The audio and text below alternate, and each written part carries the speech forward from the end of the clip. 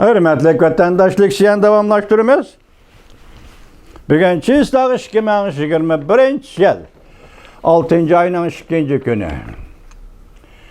Mavzumundaq Amerika Angliya istihbarat xodimlarini harakatga keltirib, virusning Wuhan tajribaxonadan chiqib ketganligini tekshirishga boshladi.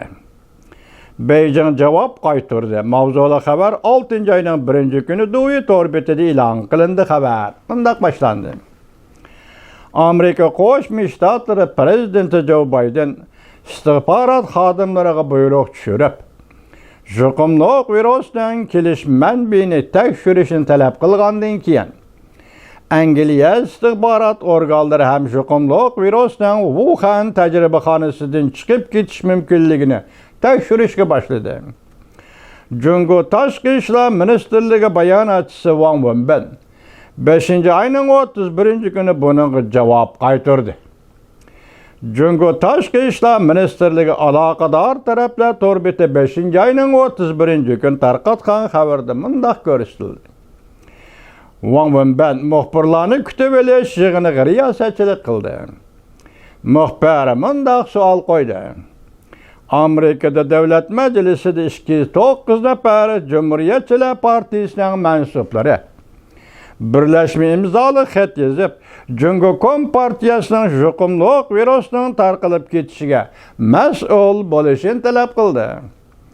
Faktlar va dalillar borgan sira yuqumli virusning Wuhan tajribaxonasidan tarqalib chiqqanligini isbotladi.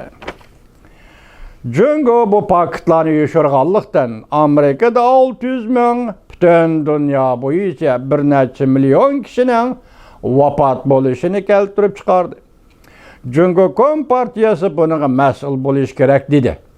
Jungo taraf bu to'g'rida nima deydi? Biz endi yuqorida bo'lgan maqola xabarlarni takror bo'lib qolishi, ba'zi xabarlarni elib ishlatadi matbuot organlari. Şunu ko'rsatdik sizlarga. Andan keyin mening bu leksiyadagi maqsadim hozir shu yuqumli virusni tekshirish jarayoniga Jungo Kompartiyasi qanday maydon qo'llanadi? Ma'qul sizlar degan talab bo'yicha biz faktlarni topshiraylik demdi yoki qarshilashamdi? Mana shu masala vatandosh. Wang Wenbin javob qaytarib bundoq dedi. Dunyo sayyoh tashkiloti 17 nafar mutaxassis avatib Wuhan'da tekshirish olib bordi. Mutaxassislar ehtiyotkorlik bilan xulosa chiqardi.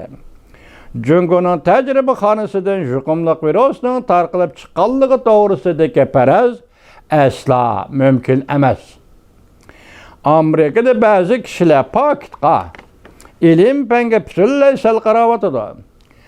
Asli manbani tekshirishga qiziqmayotidi va xunuklashtirishga va siyosiy kontrol qilishga qiziqayotidi. Biz Amerika qatorliq oz sondagi davlatlarning siyosiylashtirish qiliqlarini darhol to'xtatib, kishiga aytqili bo'lmaydigan siyosiy maqsadlar tufayli xalqaro manbani, ya'ni yuqumli virusning xalqaro manbini tadqiq qilish ishlariga buzg'unchilik qilmasligi kerak. İlim-fanni inkar qilmasligi lozim.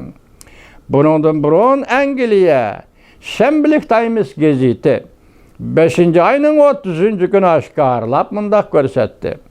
Angliya istihbarat organlari Angliya Jungo munosabatining yomonlashib ketishiga qaramay, dal hozir Wuhan virusining tajribaxonadan chiqib ketganligini tekshirishga boshladi.